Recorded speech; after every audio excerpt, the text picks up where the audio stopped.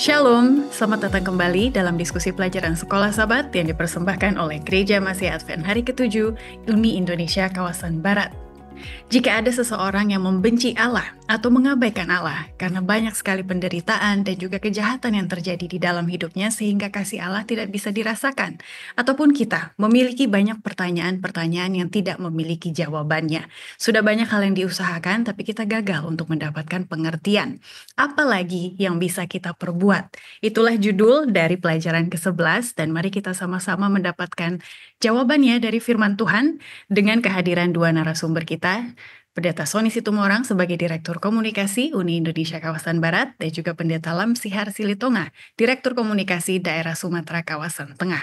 Shalom Bapak Pendeta, selamat datang. Shalom. Terima kasih sudah hadir di pelajaran yang ke-11. Tidak terasa, beberapa minggu lagi kita akan mengakhiri kuartal pertama di tahun 2025 dengan bersama-sama. Karena dengan bersama-sama, maka izinkan saya untuk membacakan beberapa komen yang telah masuk di bawah dari video Sekolah Sabat kita di YouTube. Seperti nama-nama berikut ini. Ada Roslyn Sungah, Ishak Ramoe, berikutnya dari Jana Siptamingan, Yance, dan Ade Risakota yang mengatakan, terima kasih untuk pelajaran ke-10 ini akan menolong kita untuk tetap setia berdiri di pihak Tuhan, sehingga pada akhirnya kita tidak binasa bersama dengan iblis. Boleh tanggapannya Pendeta Silitonga dengan salam dari para pemirsa dan bagaimana mereka terberkati mendapati pemahaman kerohanian yang sangat spesial selama kuartal ini. Silakan. Baik, terima kasih Ivy. Terpujilah nama Tuhan oleh karena berkat dan lindungan menjadi bagian kita, khususnya kepada pemirsa yang antusias selalu untuk menyaksikan rekaman YouTube yang diskusi pelajaran Sekolah Sabat yang kita tayangkan. Semoga itu akan membawa berkat kepada saudara-saudara sehingga di kemudian hari akan lebih bertambah pengetahuan kita mempelajari tentang Alkitab, dan doa kami saudara-saudara pemirsa akan sehat selalu dan bersemangat untuk tetap menyaksikan tayangan berikutnya. Tuhan memberkati saudara. Amin, itu yang menjadi pengharapan kita bersama. Nama-nama berikutnya yang akan saya sampaikan kepada Pendeta Sony Situmorang adalah Hokli Simbolon, Doli Wariaka, Maren Kita Tahu, dan juga Jefflin Jamial di Kudat Sabah yang mengatakan, terima kasih pencerahan Sabat oleh dua orang pendeta yang berpengalaman dan dibantu oleh pengacaranya. Saya pembawa acaranya yang dapat menghidupkan diskusi ke penjelasan firman Tuhan. Puji Tuhan sekali, silakan tanggapannya Pendeta Sony dengan antusias dan welcome dari mereka. Terima kasih kepada Pak Hokli, Doli, Maren, dan juga Jeffrey dari Sabah. Benar, kami berusaha memberikan yang terbaik yang bisa kami lakukan. Dan tentunya kami juga sangat mengharapkan respon dan atensi kita. Semoga pelajaran Sekolah Sabat ini akan menjadi berkat bagi semua orang. Salam, Tuhan berkati.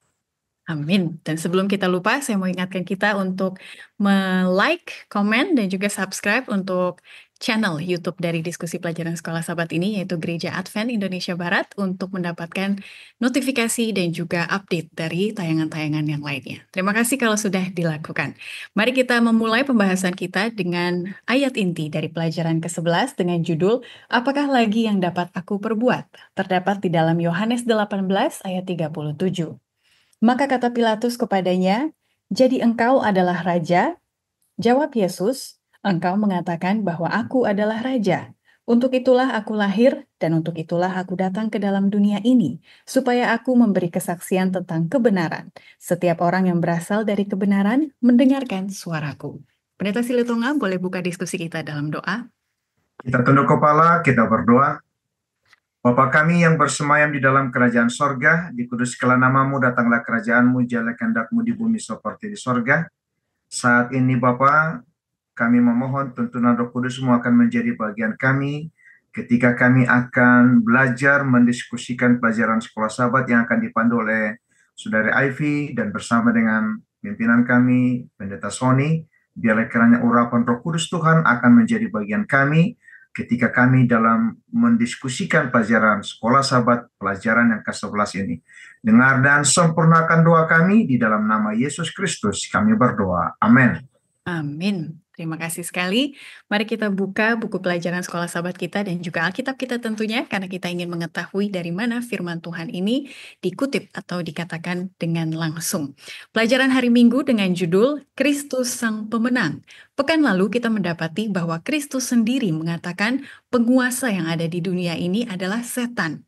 Jadi pertanyaan pertama, lalu apa yang Kristus lakukan, Pendeta Silitonga, untuk melawan tipu muslihat dari setan yang menganggap dirinya adalah penguasa bumi? Karena seperti yang pekan lalu kami sampaikan, sepertinya setan sedang menang, begitu ya. Apa yang Yesus lakukan? Silakan Pendeta.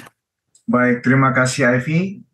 Pemirsa dimanapun Anda berada, pelajaran sekolah sahabat kita, pelajaran yang ke-11 ini, salah satu hal yang perlu untuk kita coba pikirkan dan kita akan coba terapkan. Kalau melalui pelajaran sekolah sahabat kita berbicara pelajaran di hari Minggu dengan judul tadi adalah Kristus Sang Pemenang. Nah, memang di dalam kehidupan di dunia kita sekarang ini, kita tidak luput di dalam begitu banyak pergolakan dan seolah-olah seakan-akan itu sepertinya hidup kita ini bahwa di bawah naungan daripada kuasa kegelapan. Tapi dengan kehadiran Yesus Kristus yang kita tahu dan kita lihat lewat bacaan Alkitab kita, pelajaran yang kita tahu dalam kisah kehidupan daripada Yesus, bahwa memang sesungguhnya Yesus memberikan teladan dan dia dapat mampu mengalahkan kuasa kegelapan. Nah, kalau begitu kita perhatikan kembali pelajaran sekolah sahabat itu, pelajaran sekolah sahabat kita ini maksud saya bahwa sesungguhnya sekalipun musuh kita itu yaitu iblis yang berupaya untuk merongrong kita, menjauhkan kita daripada kuasa Allah, namun dengan pengalaman kehidupan daripada Yesus, dia memberikan contoh kepada kita. Yesus memberikan teladan bagi kita dan dia mampu untuk memenangkannya.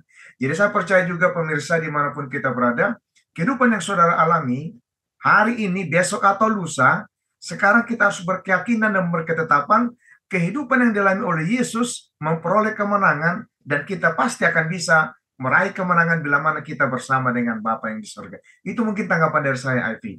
Ya, amin. Benar sekali Pendeta. Di sini Pendeta sudah menekankan bahwa karena Yesus maka kebenaran masih ada sampai saat ini, begitu ya. Walaupun sepertinya kejahatan yang merajalela. Lalu nanti kita akan lebih memperdalam apa makna salib yang Yesus lakukan, gitu ya, di kayu salib sebagai perlawanannya terhadap tipu muslihat setan. Dan juga yang terakhir adalah suatu janji bahwa suatu saat setan tidak akan selama-lamanya ada, tapi Tuhan akan menghancurkan kerajaan iblis. Itulah janji yang kita pegang sekarang. Pendeta Sony, kita mau melihat lagi. Kita sedang membahas mengenai pertentangan kosmis, begitu kayak antara Kristus dan juga setan. Dan banyak orang sudah tahu bahwa pada suatu saat Kristus akan menang, begitu. Tapi implikasi kepada kehidupan kita sehari-hari, bagaimana kepercayaan kita bahwa suatu saat Kristus akan menang itu berdampak pada pilihan kita. Ini pertanyaan di bawah hari Minggu. Kan kalau kita mau menantikan suatu hari Yesus akan menang sepertinya jauh begitu ya. Tapi dalam pilihan kita sehari-hari bagaimana fakta tersebut itu sebenarnya dekat dan juga nyata sekarang. Silakan Pendeta Sony. Baik, terima kasih Ivy. Pak Solam Sihar, benar. Ketika pertanyaannya bagaimana kita memastikan bahwa kita berada di pihak yang menang, maka jawabannya adalah pekabaran minggu lalu. Yaitu doa yang bukan ritual atau liturgi, tapi doa yang sungguh-sungguh dan juga iman kepada Yesus. Nah, namun dalam konteks ini, tadi dibahas mengenai salib, maka pertanyaan saya kepada para pemirsa adalah, apa makna salib bagi Anda? Kalau makna salib bagi kita lah hanya ke gereja pada hari Sabat, atau bagi para saudara-saudara non-Advent ke gereja pada hari Minggu, atau makna salib adalah hanya membayar perpuluhan atau persembahan, maka terus terang boleh dicek lagi. Tapi penulis pelajaran yang juga merupakan seorang editor mengatakan bahwa salib ini merupakan salah satu kemenangan. Kenapa? Afi boleh baca paragraf ke-3 ada. Meskipun kitab suci mengajarkan bahwa iblis adalah penipu ulung, pemfitnah, penuduh, dan penguasa yang merampas dunia ini, kitab suci juga mengajarkan bahwa Yesus adalah pemenang atas iblis dalam segala hal. Lanjut. Yang pertama, Yesus datang ke dalam dunia untuk memberi kesaksian tentang kebenaran. Kedua, melalui salib, Yesus secara luar biasa menunjukkan kebenaran dan kasih Allah yang sempurna. Dengan demikian, menyangkal tuduhan fitnahan iblis. Dan ketiga, Yesus pada akhirnya akan menghancurkan kerajaan iblis yang tahu bahwa waktunya sudah singkat, dan Kristus akan memerintah sampai selama-lamanya. Nah, yang Ivy katakan tadi benar. Inilah yang namanya kita sudah mengetahui bahwa suatu hari nanti Yesus akan menang. Oleh karena apa? Saya pernah katakan dulu, kita ini sebagai kita ini bukan sebagai pelaku dalam konteks ini, tapi sebagai pembaca. Namun pertanyaan ini mengajak kita agar kita sebagai pelaku, bagaimana kita memastikan, saudara-saudaraku? Bagaimana saudara memastikan Anda di pihak benar? Maka jawabannya adalah paragraf terakhir, Ivy. Pada akhirnya, apapun yang iblis lakukan, dia sudah menjadi musuh yang dikalahkan. Dan kuncinya bagi kita adalah mengklaim kemenangan Kristus bagi diri kita sendiri setiap hari, saat demi saat, dan juga menuntut janji-janji yang ditawarkan salib kepada kita. Apa janji tersebut? Anda sudah tahu itu. Terima kasih. Terima kasih sekali. Ada satu poin yang akan kita lanjutkan pembahasannya di hari Senin tentang salib. Jadi mari kita langsung ke pembahasan hari Senin dengan judul Yang Adil dan Yang Membenarkan.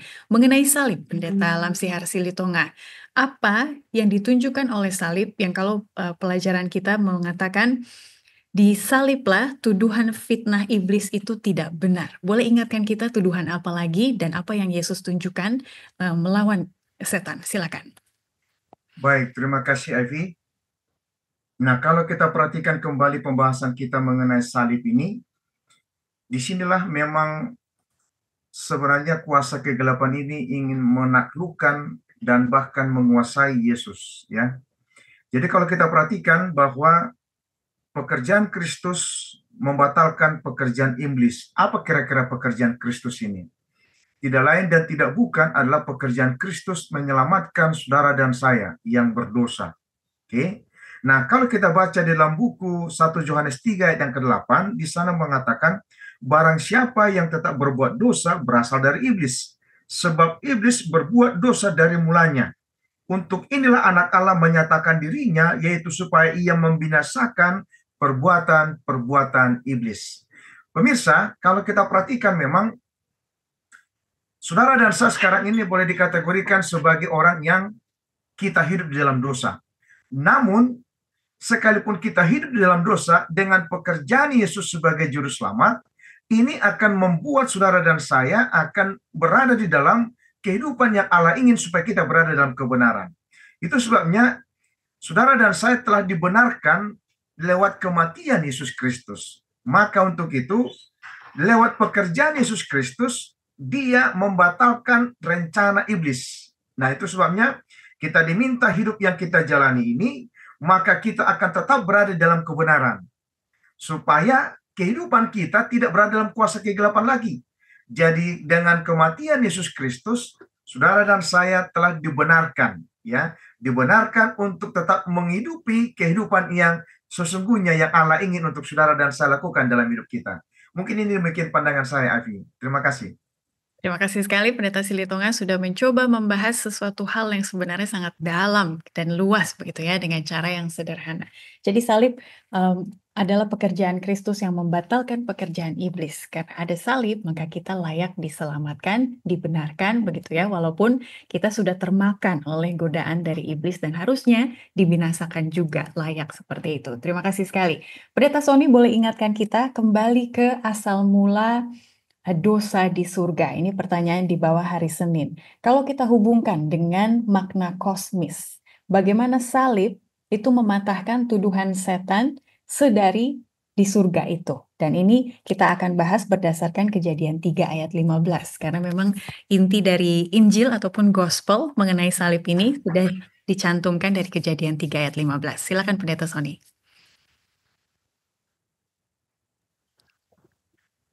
Baik, terima kasih. Ketika kita masuk kepada the origin of sin atau asal mula dosa, saya teringat pelajaran pekan lalu di 1 Yohanes 3:8. Oh, sekarang ada juga ini. Dikatakan barang siapa yang tetap berbuat dosa berasal dari iblis, sebab iblis berbuat dosa dari mulanya, ya, dari mulanya. Nah, ketika dihubungkan dengan salib yang tadi Ivy katakan benar, Kejadian 3, 15 dan 18 itu paralel. Artinya apa? Salib inilah perwujudan dari Kejadian 3, 15. Apa isinya? Kalau saya nggak salah adalah aku akan mengadakan ya permusuhan antara engkau dan keturunan ular ini. Ini kalau saya nggak salah ya. Keturunannya akan mematuk tumitmu dan keturunanmu akan meremukkan kepalanya. Dan di salib itu terjadi. Di mana dosa dikalahkan. Di mana patukan-patukan ular itu kepada Yesus dan manusia bisa dialahkan. Kenapa? Dan salib ini juga perujukan dari Yohanes pasal 3 ayat 16. Apa itu? Pasal siang, Pas Ivy. Para pemirsa, apa itu? Kasih. Makanya sering saya katakan the greatest gift of heaven to the world itu Pak. Ya salib. Artinya salib dalam arti tanda kutip ya. Ada seorang yang telah disalibkan di sana. Namun dasarnya apa? Kita baca tulisan penulis Kristen Ellen G. White, Alpha dan Omega jilid 6. Afi paragraf ketiga, tolong. Setelah kematian Yesus, setan melihat bahwa sasarannya sudah dirusakkan. Cara kerjanya dipaparkan di hadapan malaikat-malaikat yang tidak jatuh dan di hadapan semesta alam. Ia telah menyatakan dirinya sebagai pembunuh. Oleh menumpahkan darah anak Allah, ia telah mencabut dirinya sendiri dari simpati makhluk-makhluk surga. Kalau bisa seandainya, ini kita berandai ya, kalau seandainya sepertiga malaikat itu bisa kembali lagi, ya setelah salib mereka, oh benar. Namun, seperti yang Evi katakan tadi, peperangan kosmis itu yang harus terjadi. Dan makna peperangan kosmis itu sekarang terjadi dalam kehidupan kita. Di mana di hati kita, dalam diri kita, ada apa? Dorongan Roh Kudus dan dorongan Roh yang satu lagi. Nah, ada peperangan dalam hati kita. Ini juga kosmis itu, paling tidak kosmis dalam diri kita. Kenapa? Karena penulis pelajaran ingin mengarahkan bahwa sejarah penebusan memberikan bukti kepada kita bahwa dalam mengikut dia, judul sahabat ini, apakah yang harus aku perbuat dalam mengikut dia? Tidak ada sesuatu yang sifatnya hanya ya saya katakan tadi seperti legalis, tapi benar-benar dari hati yang gelap berdasarkan iman kepada Yesus dan hubungan yang terus-menerus dengannya melalui doa setiap hari. Terima kasih Ivy. Ya, terima kasih sekali pendeta sudah menekankan bahwa Yesus itu konsekuen terhadap kasihnya dan juga pemberian kebebasan memilihnya sampai-sampai dia yang harus sendiri mati gitu ya untuk menunjukkan bahwa dia adalah adil dan juga benar. Kita diajak untuk merenungkan pertanyaan di bawah hari Senin. Ketika Anda merenungkan salib dan seluruh pekerjaan Allah dalam rencana penebusan, bagaimana pekerjaan Allah memberi Anda keyakinan akan kasih Allah sekalipun di tengah pencobaan dan penderitaan. Setan menuduh Allah tidak kasih, tapi bagaimana salib telah menguatkan kita akan hal tersebut. Baik, kita lanjut ke pelajaran hari Selasa dengan judul Nyanyian Kekasihku. Ini menggambarkan suatu tulisan di Yesaya 5 ayat 1-4 mengenai seorang pemilik kebun anggur dan juga kebun anggurnya. Bagaimana cerita ini seperti perumpamaan begitu ya, Pendeta Silitonga menggambarkan bagaimana peran Allah di dalam pertentangan kosmis ini. Boleh tolong dijelaskan dan dilanjutkan. Baik, terima kasih Ivy. Kalau kita perhatikan kembali kepada pelajaran sekolah sahabat kita pada minggu ini, saudara pemirsa, memang kalau kita perhatikan judulnya Nyanyian Kekasihku. Ini saya perhatikan ketika saya coba membaca ini adalah mengenai tulisan Nabi Yesaya menyanyikan sebuah nyanyian terhadap seseorang yang dia rasa adalah merupakan bagian daripada dirinya, ya. Nah, kalau kita perhatikan di sini bahwa yang dimaksud dengan pembahasan kita dari pelajaran sekolah sahabat kita ini adalah berbicara mengenai hubungan yang begitu erat yang Allah inginkan akan kita bina dengan Allah, karena kita adalah miliknya.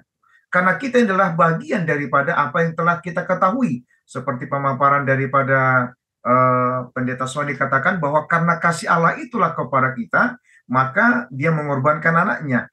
Maka sama halnya dengan bila mana kita yang berumah tangga, kemudian kita memiliki pasangan, ataupun kepada anak-anak kita menginginkan agar adanya hubungan yang baik, hubungan yang erat kita mau bentuk dalam kehidupan rumah tangga, kehidupan di dalam pekerjaan, dalam pergaulan, apalagi hubungan yang lebih erat lagi Allah inginkan itu terjadi dengan kita sebagai milik kepunyaan Allah.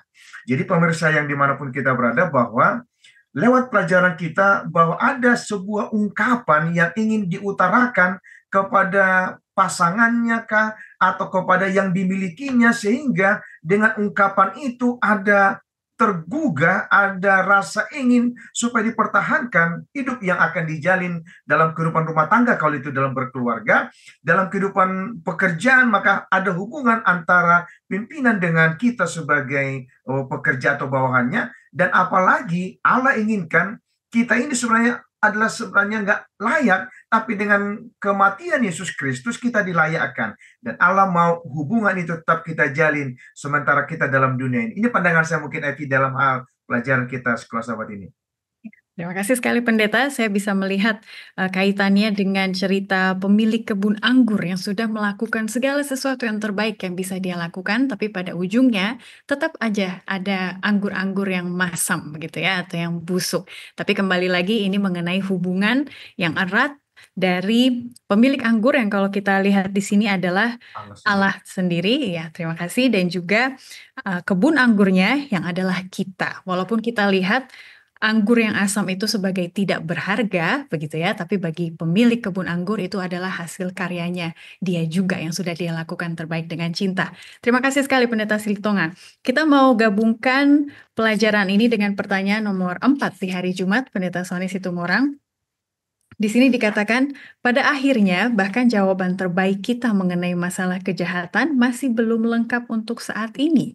Mungkin kita seperti cerita nyanyian tadi tidak mengerti mengapa masih ada buah yang masam yang dihasilkan, padahal pemilik kebun anggur sudah melakukan yang terbaik. Jadi di sini dikatakan, apa yang dapat kita lakukan sambil menunggu solusi ekskatologis akhir terhadap kejahatan ini? Kita sudah lakukan yang terbaik, dan bagaimana ketika kita memandang ke salib itu menjadi kekuatan bagi kita. Silakan Pendeta, komennya. Saya sangat setuju dengan statement tadi, bahwa nggak ada jawaban terbaik selama kita masih di dunia ini. Jawaban yang tuntas kita akan dapatkan ketika kita masuk ke surga yang neraka. Lalu, sambil menunggu solusi ekskatologis, para pemirsa yang mungkin baru dengar kata eskatologi, ini mengarah kepada tanda-tanda akhir zaman ya, peristiwa akhir zaman. Ya. Apa yang harus kita lakukan agar bisa kita tetap eksis di dunia ini? Tadi kita kembali ke pelajaran hari Selasa. Apa itu? Nyanyian kekasih. Kalau dikatakan nyanyian kekasihku di sini, maka ini berhubungan dengan judul kita, apa yang harus aku perbuat. Kenapa? Itu merupakan statement Yesus, statement Allah dalam Yesaya 5:4. Apalagi yang harus diperbuat untuk kebun anggurku yang belum kuperbuat kepadanya. Jadi gini, biar kita agak sedikit simple. Jadi tadi Ayah sudah baca, pemilik kebun anggur Allah, dan kebun anggur itu melambangkan umatnya. Dan di kebun anggur ini hasilnya asam. Pastor Lamsiar, kalau hasil kebun asam kenapa biasanya? Atau buah tidak baik. Pertama, kurangnya perawatan. Mungkin tanah tidak gembur. 3, kurang pupuk. 4, apalagi tidak ada pemangkasan. Nah, dalam konteks ini, Yesus sudah melakukan semuanya. Coba, bahkan dilakukan, dia mati di kayu salib mau, saudara. Dia kirimkan para Parakletos Roh Kudus sudah. Dia kirimkan para pendeta sudah. Dia bagi buku sekolah sahabat tiap minggu. Menunggu pagi sudah. Semua sudah. Tapi kenapa masih ada yang asam? Nah, dihubungkan dengan pertanyaan tersebut, apa yang harus kita lakukan mengenai masalah ini? Ivy boleh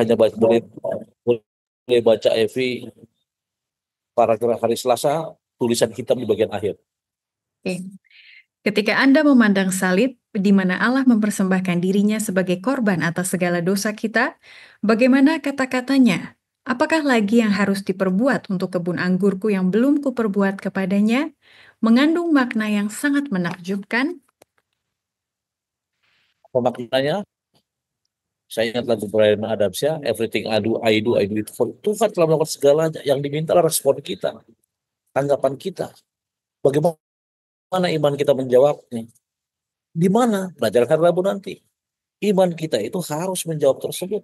Perilaku harus menjawabnya. Sehingga walaupun jawabannya belum yang terbaik, tapi ketika saya berusaha untuk melakukan yang terbaik dalam praktek mendekatkan diri kepada Tuhan, maka kebun anggur tersebut akan menghasilkan buah yang baik. Terima kasih. Terima kasih. Saya jadi lebih mengerti mengapa judul dari hari Selasa ini Nyanyian Kekasihku, karena ini merupakan respon dari Nabi Yesaya, begitu ya, ketika dia prihatin dengan apa yang terjadi, dia tidak tahu harus ngapain, begitu ya. Tapi akhirnya dia mengekspresikan kerinduannya itu, imannya dan juga kasihnya kepada Tuhan melalui sebuah nyanyian. Semoga kita juga merespon demikian. Terima kasih sekali lagi pendeta-pendeta yang sudah menjelaskan. Kita akan melanjutkan ke hari Rabu karena ternyata cerita di Yesaya 5 ayat 1-4 ini dilanjutkan oleh Yesus di Matius 21 ayat 33-39 dengan perumpamaan Kristus tentang kebun anggur. Itu judul dari hari Rabu.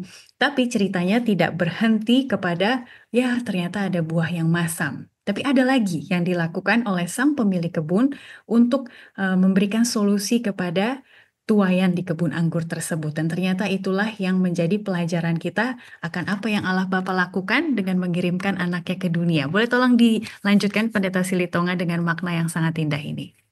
Baik, terima kasih Ivy. Pemirsa, tiba kita di pelajaran hari Rabu berjudul mengenai perumpamaan atau boleh dikatakan sebuah ilustrasi cerita yang disampaikan oleh Yesus dalam buku Matius pasal 21. Ini sangkut ataupun keterkaitan dari pelajaran kemarin, yaitu hari Selasa, berbicara mengenai ungkapan daripada Nabi Yesaya nyanyian yang disampaikan tentang kebun anggur. Kalau kita pelajari pelajaran sekolah sahabat kita ini, Yesus menambahkan pemilik kebun anggur itu memberikan sewaan kepada orang dan para penggarap lalu berangkat ke negeri yang jauh. Itu dapat kita baca dalam buku Matius pasal 21 ayat 33. Namun ketika pemilik kebun anggur dua kali mengutus hamba-hambanya atau para nabi untuk mengumpulkan hasilnya, maka para penggarap itu memukul dan membunuh hamba-hambanya. Nah, luar biasa ini kejamnya ya kalau kita perhatikan. Dan akhirnya dia mengutus anaknya yaitu Yesus dan sambil berkata, anakku aku akan mereka segani. Itu pemikiran daripada si pemilik kebun anggur itu. Namun kenyataannya berbeda. Nah kalau kita perhatikan kembali bahwa mereka juga membunuh anak yang telah diutus. Dan sambil berkata, ia adalah ahli waris. Mari kita bunuh dia supaya warisannya menjadi milik kita. Di sini memberikan satu gambaran kepada kita bahwa luar biasanya apa yang diupayakan oleh si pemilik kebun anggur itu supaya paling tidak seluruh kebun anggur yang ada di tempat itu memiliki sebuah kenyamanan. Tapi kenyataannya berbeda dari orang-orang yang mencoba sirik, mencoba ingin iri hati, dan lain sebagainya. Apa yang kita perhatikan dari pelajaran sekolah sahabat kita ini pemirsa, bahwa hidup yang kita jalani sekarang ini kadang-kala memang ada orang yang membuat kita, memisahkan kita daripada Allah kita sendiri. Tapi Allah ingin supaya kehidupan kita untuk tetap memberikan dampak yang baik. Sekalipun orang berupaya untuk menjauhkan kita, tapi kita menginginkan Allah itu akan tetap bersama dengan kita. Nah, kalau kita perhatikan, Bapa mengasihi kita sehingga ia memberikan anak yang terkasih. Betapa luar biasanya Allah itu sebagai pemilik kebun anggur. Dia berikan yang terbaik sebenarnya. Tapi ada kalanya orang-orang yang ada di tempat itu tidak mau menyambut pemberian daripada Allah. Menjadi pertanyaan mungkin bagi pemirsa dimanapun kita berada. Apakah kita juga ikut termasuk di dalamnya orang-orang yang akan melakukan tindakan dari pemberian dari sang pemilik kebun anggur itu? Dan saya percaya ini dapat kita coba pikirkan baik-baik sebagai pengikut Yesus Kristus. Bahwa apa yang diberikan Tuhan sambut dengan baik dan nyatakan dalam kehidupan kita. Ini pun mungkin pandangan saya dari Alvin. Ya, terima kasih pendeta untuk tantangannya agar kita merenungkan pertanyaan pendeta tadi. Saya mau lanjutkan pendeta Sony di paragraf ketiga. Di sana dikatakan, jika yang dibahas di sini adalah pertentangan kosmis, maka pertentangan tersebut tidak dapat diselesaikan secara prematur melalui penggunaan kuasa ilahi. Namun pertama-tama diperlukan demonstrasi karakter Allah di depan umum. Dengan kata lain, di pelajaran hari Selasa, paragraf pertama ada pertanyaan, bukankah Allah bisa mencegah atau menghilangkan kejahatan dari awalnya? Tapi itu kan berarti menggunakan kuasa ilahi dengan otoriter, begitu ya. Tapi malah dilakukan demonstrasi karakter Allah di depan umum, mengirimkan anaknya yang tunggal untuk menggambarkan kasihnya. Boleh bantu untuk kami mengerti konsep ini, pendeta? Silakan. Baik, terima kasih. Benar yang tadi Ivy katakan, pertentangan kosmis adalah pertentangan yang baik dan yang jahat. Pertentangan kosmis merupakan suatu pertentangan yang Allah sendiri tidak mau. Namun itu terjadi dimulai di sorga. Pertentangan kosmis merupakan pertentangan yang memerlukan demonstrasi atau apa? Atau presentasi karakter. Kalau boleh dikatakan pertentangan kosmis adalah pertentangan karakter, saudara-saudaraku. Ya, karakter A sama karakter B. Nah, dalam konteks ini sini, maka Allah menerapkan demonstrasi karakter sendiri, yaitu apa? Kasih. Benar, tadi di pelajaran hari Selasa dikatakan Allah bisa mencegah, bisa. Kalau Allah mau menggunakan karakter yang otoriter, ketika ada dosa tetap mati bunuh selesai. Namun ingat, sekali lagi, Allah ingin menunjukkan bahwa kasihnya lah. Dan untuk itu dibutuhkan apa? Dibutuhkan semua pengikutnya juga mendemonstrasikan karakter dia. Sehingga kemenangan tersebut akan kalau bisa dikatakan akan secara global terjadi. Coba Ivy sama Pastor Lamsihar. Kenapa kita masing-masing kita punya tujuan ke surga?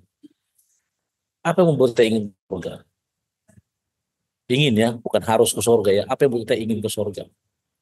Ketika berbicara mengenai itu, maka kita ingin ke surga karena Allah telah melakukan mendemonstrasikan kasihnya kepada kita. Artinya dia melakukan yang terbaik bagi kita. Sehingga Allah mencegahnya melalui apa? Bukan kemauannya sendiri, tapi Allah mencegahnya melalui apa? Bagaimana kasihnya, imannya, kesetiaan banyak orang kepada dia. Bukan karena paksaan, tapi karena apa? Karena kasihnya. Ingat lagu itu Ivy? Apa? Because he first loved me. Yeah. Oh friend, do you love Jesus? Oh yes, I love. Itu mungkin lagu anak-anak, itu sebenarnya makna pelajaran hari apa? Hari Rabu, bahkan pekan ini. Tapi untuk lebih lengkapnya, Ivy boleh paragraf ketiga, Ivy, hari Rabu. Yang paling bawah, pendeta? Ya. Ya. Peristiwa salib menunjukkan bahwa Allah telah melakukan segala sesuatu yang dapat dilakukan untuk mengurangi dan menghilangkan kejahatan, namun tanpa merusak konteks berkembangnya kasih yang sejati. Jika ada jalan terbaik yang tersedia bagi Allah, bukankah Dia akan memilihnya?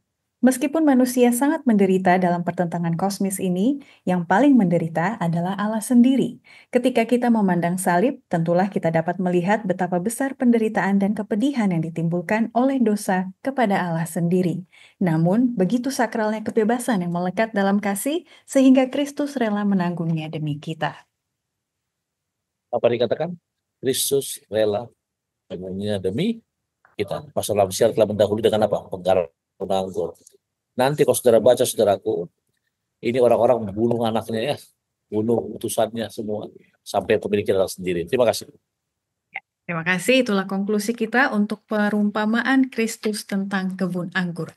Membahas mengenai cinta, kita pasti akan juga membahas mengenai pengorbanan. Itulah inti dari pertanyaan nomor 2 dan nomor 5 di hari Jumat.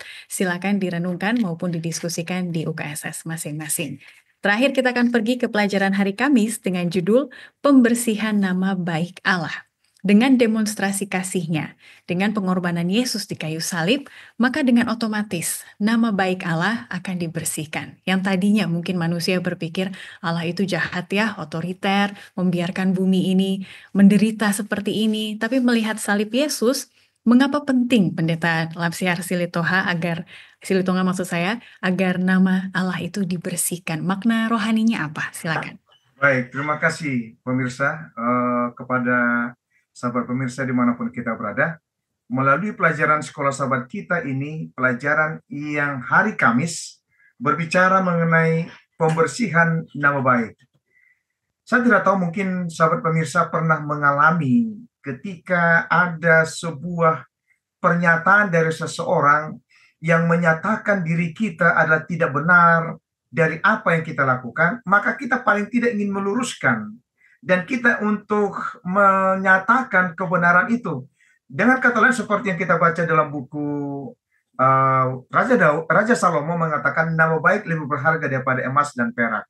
Yang saya maksudkan di sini adalah bahwa ketika dengan kematian Yesus Kristus di kayu salib, disinilah Allah ingin menyatakan bahwa tuduhan-tuduhan yang dilontarkan kepada Allah dari hal kerajaan ataupun kepemimpinan Allah sebagai Allah Bapa, apalagi tuduhan yang disampaikan oleh setan terhadap Allah sendiri, disinilah akan Tuhan mau supaya orang tahu, supaya seluruh makhluk ciptaan tahu bahwa sesungguhnya apa yang dinyatakan itu adalah tidak benar.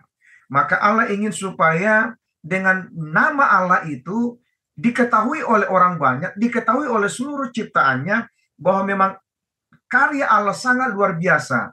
Apalagi dengan seluruh demonstrasi yang ditunjukkan, kematian Yesus Kristus anaknya di kayu salib, dan bahkan segala sesuatu telah diberikan Tuhan. Jadi untuk itu pemirsa, bahwa kadangkala hidup yang kita jalani ini, kita ingin supaya nama baik kita ini, kita mau ingin bersihkan, terhindar dari segala tuduhan-tuduhan. Dan itulah juga yang Allah inginkan kepada seluruh alam semesta ini, apalagi kepada kita sebagai makhluk ciptaan Tuhan. Dan ingin ditunjukkan, nama Allah itu adalah nama yang benar-benar ingin menunjukkan kasih-Nya, dan tidak seperti tuduhan yang disampaikan oleh setan kepada Allah. Ini mungkin pandangan saya, Aki. Terima kasih. Terima kasih puji Tuhan untuk penjelasan yang sudah cukup jelas bagi kita. Tapi kita mau lanjutkan dengan pertanyaan nomor 3 di hari Jumat. Pendeta Sony Situmorang, mengapa begitu penting kita memahami mengenai nama Allah? What's in a name gitu ya? Emang nama itu apa sih artinya? Dan apa implikasinya bagi kita yang menyebut diri kita sebagai orang Kristen? Kan berarti kita membawa sebuah nama, yaitu nama Allah kita kan, pengikut Kristus. Apa jadinya kalau kita membuat image yang buruk di komunitas kita, membawa-bawa diri kita sebagai orang Kristen? Silakan Pendeta Sony. Ivy sudah katakan tadi bahwa kita Kristen artinya pengikut Kristus. Artinya kita punya bendera siapa? Kristus. Saya kadang-kadang nonton bola di Senayan, ketika pemain bola itu menyanyikan lagu Indonesia Raya, maka semua hening, bulu merinding. Bahkan kita menyanyikan pun terhanyut dalam euforia namanya.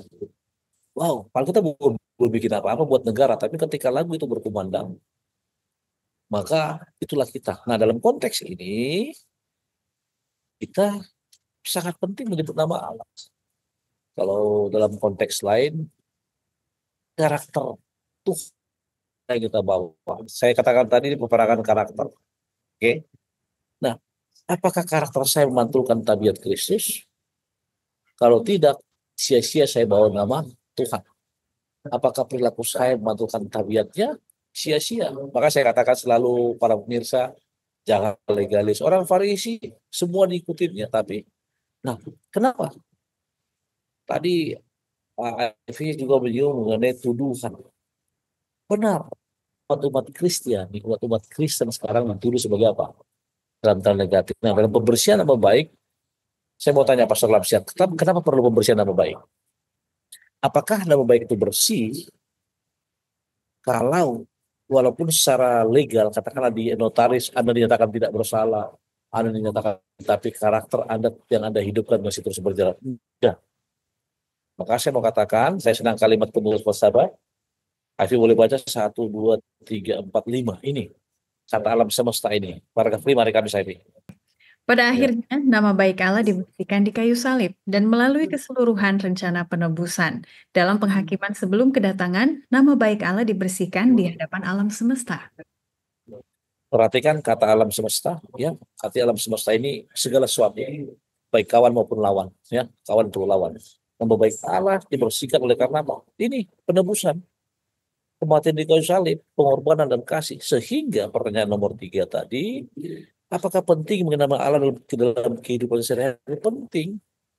Dalam arti you are what you do, kan begitu katanya kan? Atau you are what you eat. Jadi apa yang kita lakukan? Kalau boleh saya secara singkat, akan saya ambil 1 Korintus 10:31. Jika engkau makan, jika engkau minum, dan jika engkau melakukan segala sesuatu, lakukanlah semuanya itu untuk siapa? Kemuliaan siapa? Tuhan. Ini dia. Kalau kita lakukan, maka nama baik Allah tersebut, kita punya peran, punya andil untuk apa? Untuk boleh bersama-sama menjadi umatnya, anaknya yang berperan untuk apa? Membersihkan nama baiknya oleh karena apa? Landasan kasihnya. Terima kasih, Ivy. Terima kasih. Jadi nama itu identik dengan karakter, dan kita sebagai pembawa nama Kristus seharusnya memiliki karakter Kristus juga. Baiklah, mari kita simpulkan diskusi kita selama pekan ini dengan judul apakah lagi yang dapat aku perbuat? Saya mau arahkan ke pertanyaan nomor 1 di hari Jumat. Ketika kita kehilangan pengharapan dalam pemeliharaan Allah, sepertinya kasih Allah tidak nyata di dalam kehidupan kita. Bagaimana pelajaran pekan ini telah memberikan penghiburan kepada kita? Boleh saya mulai dari Pendeta Sony Situmorang? Sangat jelas. Misteri kasih karunia akan terungkap di hadapan kita ketika kita mengimaninya. Dan judul sekolah sahabat, apakah yang harus berbuat ini bukan hanya berlaku bagi pemilik kebun anggur, Tuhan sendiri. Tapi saya mau refer kepada kita semua. Apalagi yang harus saya perbuat di tengah duka cita, di tengah kesulitan, di tengah masalah problema, untuk lebih dekat kepada Tuhan saya. Benar. Kita harus menghibur, tapi ketika bicara mengenai menghibur, seringkali mungkin Pastor Lamsiar sama Ivy pernah kita merasa bahwa apa? Oh, kok gue nggak dibantu sih? Gue nggak dibantu. Tapi di sini katakan sebagai kesimpulan adalah ketika Anda bingung dan mencoba mencari jalan keluar, berdoa karena kebingungan Anda membuat Anda datang kepada Yesus dan Dia akan membantu mencari jalan keluar Anda. Jadi bingung adalah hal yang normal, tapi yakinlah pelajaran pekan ini yang berjudul apalagi yang dapat berbuat, itu merupakan salah satu manifestasi kasih Tuhan dengan kematiannya di kayu salib bagi kita semua. Amin. Terima kasih. Silakan Pendeta Silitonga dengan kesimpulan atau ajakan bagi para pemirsa. Baik, terima kasih Ivy. Pemirsa, melalui pelajaran sekolah sahabat kita hari ini, dalam minggu ini, memberikan satu topik pembahasan untuk saudara dan saya coba renungkan. Dalam pelajaran judul yang kita perhatikan, apalagi harus saya lakukan dari pelajaran sekolah sahabat kita pelajaran ke-11, apalagi yang dapat aku perbuat, sebenarnya ini memberikan satu dampak yang perlu untuk kita renungkan. Liku hidup yang kita jalani, persoalan yang kita hadapi, dengan kita percaya hanya kepada Tuhan yang memberikan segala sesuatunya, yakinlah Tuhan akan memberikan terbaik. Jadi untuk itu, berserah sepenuhnya kepada Tuhan dan yakinkan dalam diri kita Allah itu akan sanggup memberikan terbaik bagi kita. Demikian dari saya, Afi. Terima kasih. Amin. Indah sekali janji Tuhan yang akan kita pegang dan itulah yang kita percaya akan terjadi di masa depan. Terima kasih Pendeta Situmorang dan juga Pendeta Silitonga. Kita akan menutup dengan doa. Saya undang Pendeta Sony Situmorang untuk mendoakan para pemirsa sekalian. Bapak Semawi, terima kasih Tuhan kebersamaan ini, Kau telah berkati hamba-Mu dalam siaran Ivy membawakan pelajaran sekolah sahabat ini. Berkati para pemirsa mereka berada dalam segala aspek kehidupannya. Dengarkan doa kami dalam Yesus berdoa. Amin. Amin. Amin. Puji Tuhan untuk kebersamaan kita. Sekali lagi terima kasih untuk Pendeta Silitonga dan juga Pendeta Sony Situmorang. Tuhan memberkati selalu.